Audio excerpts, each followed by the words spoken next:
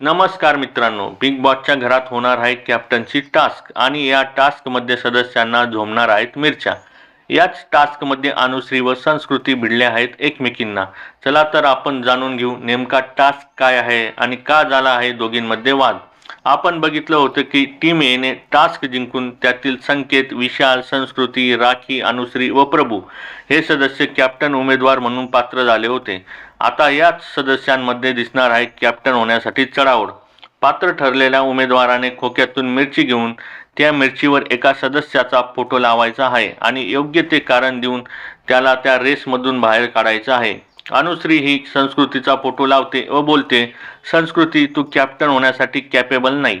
मला तुला याच आठवड्यात घरी पाठवायचं आहे. तुला 12व्या आठवड्यात बघायचं नाही.